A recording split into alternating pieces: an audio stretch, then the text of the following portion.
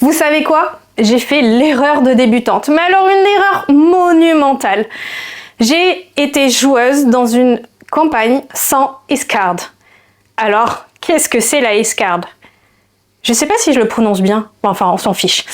La Ace-Card, c'est un outil simple qui est une carte qu'on pose sur la table et qui permet au joueur de poser la main dessus et de dire en fait qu'il est mal à l'aise avec le sujet, que le sujet le dépasse et il n'a pas besoin de se justifier.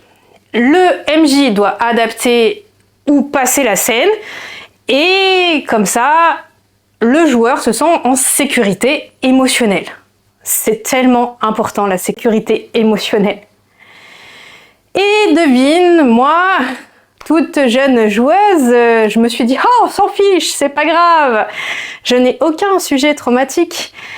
Et le MJ a décidé, suite à une action de ma part, de faire une dinguerie qui était pour moi injustifiée et improbable.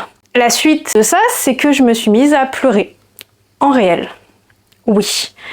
Parce que j'ai trouvé ça injuste, parce que j'ai trouvé ça dur, et que, sur le coup, même si c'était un jeu qui se passe pendant une guerre, j'ai trouvé ça terriblement, terriblement improbable. Donc, si j'ai un conseil à vous donner, c'est de prévoir la sécurité émotionnelle de vos joueurs. Alors, soit avec cette Ace-Card, soit avec un petit questionnaire qu'on peut faire remplir avant le jeu de rôle, ce que fait le scénarurgien, et vous avez sur son site le PDF gratuit, je vous invite à y aller.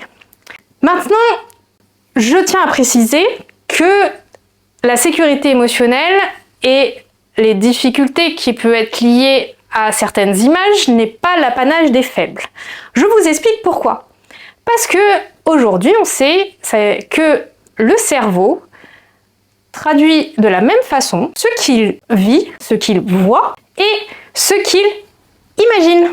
Donc ça veut dire que votre cerveau engramme la même difficulté émotionnelle si vous imaginez une scène qui peut être difficile pour vous. Alors oui, peut-être que pour vous ça ne fera rien ce jour-là, mais on ne sait jamais.